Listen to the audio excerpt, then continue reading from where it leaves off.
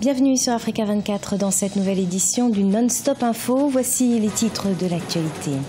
À Madagascar, 3 solutions pour tenter de sortir de la crise. 3 dates ont en effet été proposées par la Commission électorale nationale indépendante pour la tenue de l'élection présidentielle. Le 29 août 2018, le 28 novembre 2018 ou encore le 29 mai 2019. Au Cameroun, de nombreux projets ont été initiés depuis 2011, des projets qui portent notamment sur l'énergie, les infrastructures ou encore les transports. Objectif du gouvernement, atteindre l'émergence en 2035. Et puis le portrait de Kossi Apesson, un artiste togolais qui puise ses inspirations dans son terroir natal et très apprécié du grand public. Il prépare d'ailleurs son 5e album.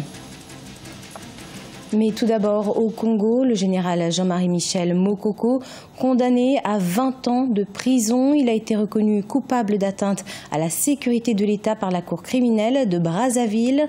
Pour rappel, l'ancien candidat à la présidentielle était poursuivi pour atteinte à la sûreté de l'État et détention illégale d'armes et munitions de guerre. Jean-Marie Michel Mokoko dispose de 3 jours pour se pourvoir en cassation. À Madagascar, la Commission électorale nationale indépendante propose 3 dates pour la tenue des élections présidentielles. Une solution, selon la Commission malgache, d'avancer vers les élections et ainsi sortir de la crise. Néanmoins, l'opposition maintient la pression et exige la démission de tous les responsables étatiques issus du parti Hervovo Madagascar. On fait le point dans ce sujet de la rédaction. 3 dates, 3 scénarios pour tenter de sortir de la crise. C'est ce que propose la Commission électorale nationale indépendante à Madagascar. Le premier tour de l'élection présidentielle pourrait se tenir ce 29 août 2018, selon la Commission électorale malgache. Autre option, un scrutin au 28 novembre 2018, comme le prévoit la Constitution, ou alors reporté au 29 mai 2019. La proposition de la CENI est assez inattendue. Anticiper, reporter ou maintenir. Donc ça ne fait pas beaucoup avancer le débat. Le fond de la crise, c'est la question du vote de ces lois électorales. Reste à savoir ce qu'elles vont devenir. Est-ce qu'elles vont être remaniées? Est-ce qu'elles vont être revotées? En fonction de ces réponses, on pourra en savoir plus sur quand organiser l'élection présidentielle. Une contrainte pour l'opposition qui maintient cependant sa prise de position.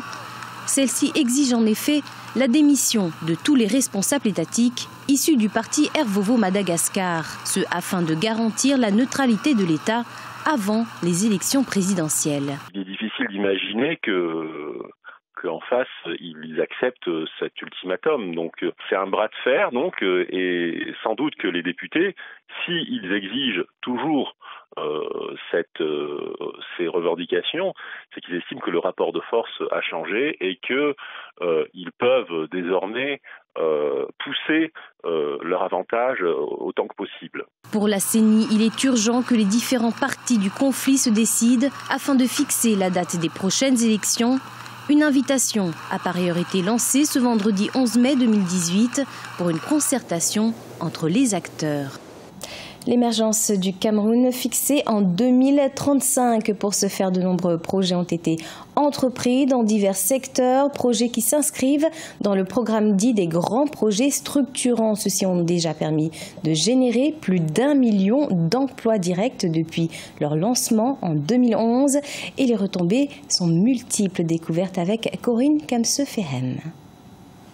Dans le cadre des grands projets structurants initiés dès 2011, le Cameroun s'est lancé dans la réalisation d'importants chantiers touchant notamment au secteur énergétique. Les projets les plus notables dans ce secteur sont le barrage réservoir de Lompanga, déjà opérationnel, et les barrages hydroélectriques de Mekine et de Memveleu, ainsi que la centrale de gaz de Kribi. Et depuis le mois d'avril 2018, la problématique du transport de l'électricité a été réglée par le lancement officiel des activités de la Sonatrel. Ces projets énergétiques, par des projets structurants consacrés à l'énergie, contribueront certainement à résorber le déficit énergétique et créer surtout les conditions de l'émergence d'une industrie naissante. À Douala, la capitale économique du pays, un deuxième pont construit sur le fleuve du Vouri est déjà fonctionnel et l'aménagement des pénétrantes est et ouest a permis de désengorger cette ville, poumon économique du pays. Ces infrastructures sont complétées par l'autoroute en chantier qui va relier les deux plus grandes villes du pays.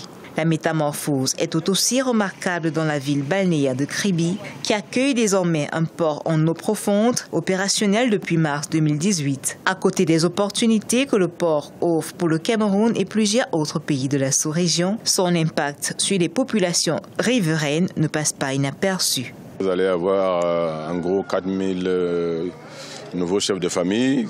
Pour une petite ville comme Kribi, c'est pratiquement le quart de sa population qui va s'ajouter. Et donc, avec tout ce que ça peut avoir comme incidence sur les problèmes de logement, de nourriture, de toute infrastructure. Et on peut parler également d'opportunités. C'est-à-dire que l'habitant de Kribi aura autant plus d'opportunités pour s'épanouir en raison de l'installation du port. Les grands projets structurants ont jusqu'ici généré plus d'1 million d'emplois directs au Cameroun. Désormais, l'économie camerounaise se démarque aussi par sa résilience et sa diversification, reconnue par les instances économiques et financières internationales. Pour les autorités locales, une stratégie de planification et d'assainissement des politiques de gouvernance a favorisé la mise en œuvre de ces grands projets structurants. L'atteinte de l'émergence en 2035 reste à l'ordre du jour. Le président ivoirien Alassane Ouattara a reçu ce 10 et 11 mai son homologue malien Ibrahim Boubacar Keïta. Une visite officielle afin de renforcer les liens économiques entre les deux pays. Par ailleurs, le Mali a été élu en 2018 meilleur pays en matière de coopération économique sous-régionale en Côte d'Ivoire. Reportage Oliva Tchakotan. Les échanges commerciaux entre le Mali et la Côte d'Ivoire sont passés de 279,981 milliards de francs CFA en 2016 à 281,258 milliards de francs CFA en 2017, soit une légère hausse de 1,227 milliards. Et le président malien Ibrahim Boubacar Keïta, en visite officielle du 10 au 11 mai 2018 en Côte d'Ivoire, n'a pas manqué de faire la promotion du commerce intra-africain. Je crois que nous avons mission et de faire en sorte que notre coopération économique soit à hauteur souhaitée, conforme à l'histoire et au passé de nos deux pays. Vous le souhaitez, nous le souhaitons ardemment aussi, et nous sommes ici pour que nos échanges nous y conduisent. Et ce sera le cas, Inch'Allah. La communauté malienne en Côte d'Ivoire est estimée à 3 millions de personnes. Elle est active dans plusieurs secteurs de l'économie. Son dynamisme a valu au Mali d'être élu en 2018 comme la meilleure coopération sous-régionale économique en Côte d'Ivoire. Une performance saluée par les autorités ivoiriennes. Je voudrais me permettre de vous féliciter pour les excellentes performances du Mali en matière économique et financière. Le Mali est une économie importante de notre Union.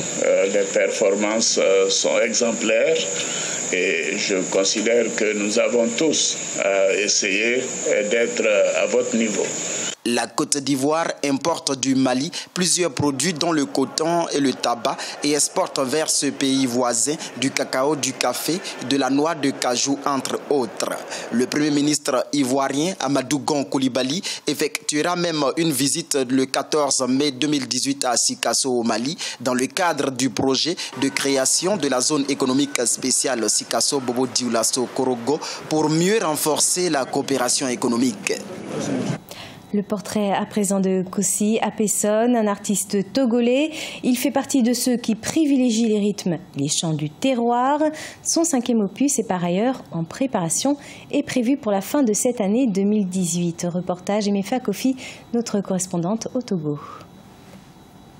Le patrimoine culturel du Togo est riche en chants du terroir, un répertoire dont a hérité Kossi Apesson, artiste de la chanson togolaise. Ces chansons puisées de son terroir natal au sud du Togo fait de lui un artiste très apprécié. En 10 ans de carrière, Kossi Apesson a à son actif 4 albums et prépare un 5e dans un contexte où la musique traditionnelle est loin d'avoir l'estime de tous.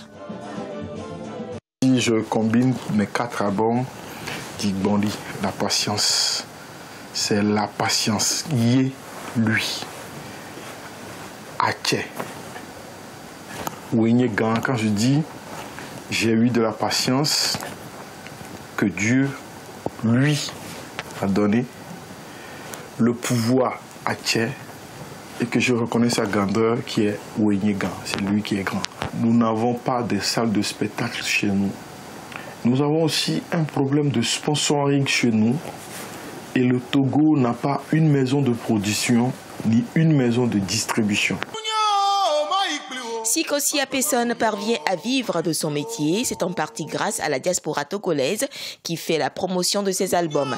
Depuis le début de sa carrière en 2008, Kossi Apesson confie sa musique à l'arrangeur, guitariste et compositeur togolais surnommé Joël Azetor, spécialiste des musiques tradis modernes.